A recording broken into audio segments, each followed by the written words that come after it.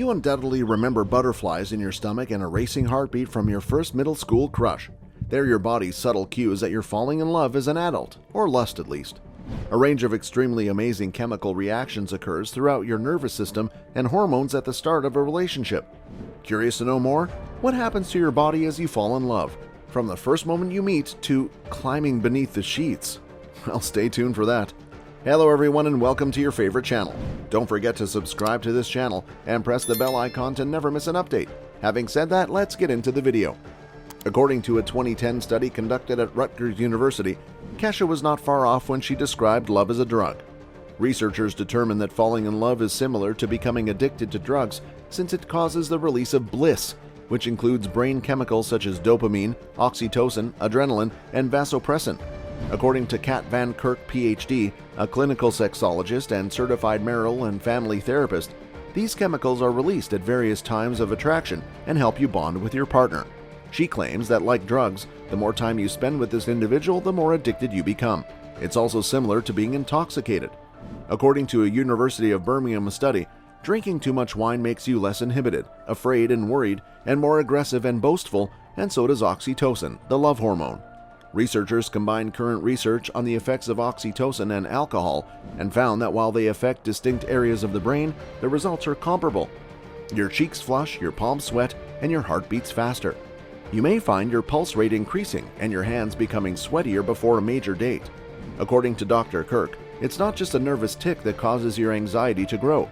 It's the activation of adrenaline and norepinephrine.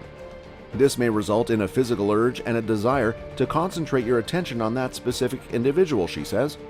What happens to your pupils? Will it dilate? To know this, let's move further.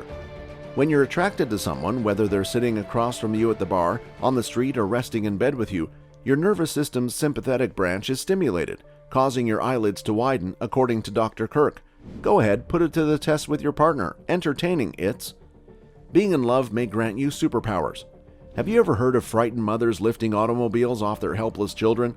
While it may appear absurd that the mix of love and fear might give you superhuman strength in an emergency, anecdotal evidence suggests it can happen. It's nearly impossible to conduct scientific research on this phenomenon, known as hysterical strength, because it's difficult to reproduce the conditions for a study. Not only parents have experienced hysterical strength, people in love have as well. When you fall in love, the oxytocin released in your system might boost your tolerance for physical pain, Dr. Kirk explains.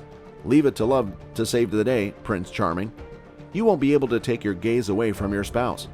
There's a scientific reason you have images of your love on your phone's backdrop or framed on your desk.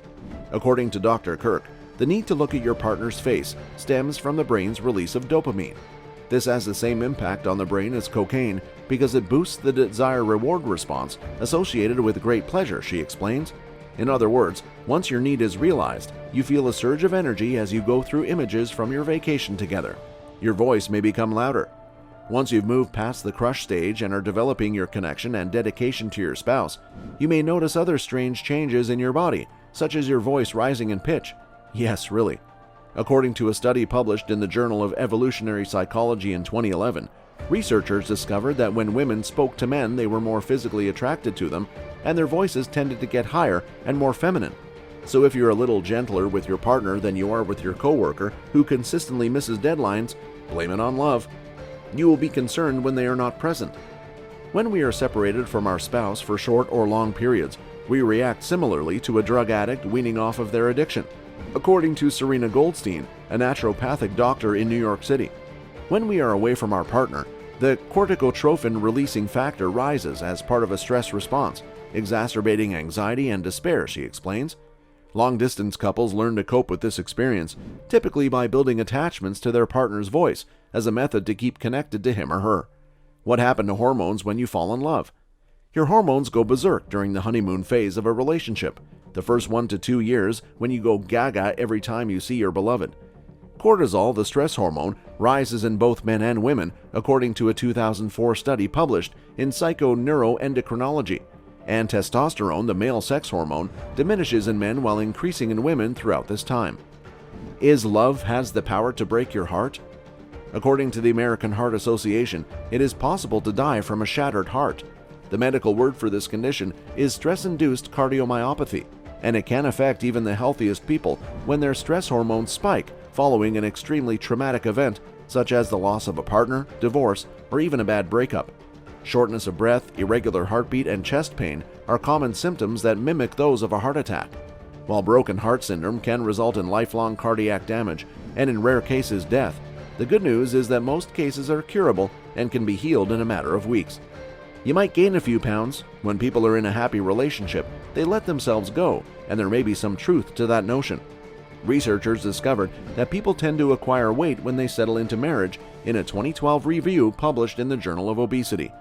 Another study discovered that after moving in with a man, women prefer to eat more high-fat, high-sugar foods, and additional research discovered that newly married young women gain 24 pounds in the first 5 years of marriage. Cynthia Sass, MPH-RD, Health's contributing nutrition editor, has seen this firsthand with many of her clients and has 5 suggestions for overcoming relationship pudge. Could you live a longer and healthier life if you marry? Tying the knot may help you live longer. According to a Duke University Medical Center study, married people in their 40s had fewer risk factors for premature death than divorced or never married people. Another study from NYU Langone Medical Center in New York discovered that married men and women may have stronger hearts than those who have never married. According to the study, men have stronger hearts because of their wives, with a 5% decreased risk of any vascular illness. You might have difficulty sleeping. Still fantasizing about that Tinder match date that went so well? Those feel-good crush-like effects may keep you awake at night. According to an adolescent study, when you're in the early stages of euphoria, you feel more energized and cheerful in the early mornings and evenings, causing you to sleep less well or have disturbed sleep. According to Dr. Kat, all of those hormones swirling around when you're thinking about your potential relationship can also impair your ability to focus during the day. Your imagination may be ignited. Though many famous writers have attributed their inspiration to despair, a 2015 study published in the Journal of Family Issues discovered that when you're in a relationship, your creativity may be stimulated. Why? Researchers concluded that when people fall in love, they begin to focus on the long term rather than the short term, giving them a more holistic approach to their undertakings and hobbies and altering the way they process information. In other words, when you're dating, you overthink everything, and when you're in love, you let yourself fantasize a little more.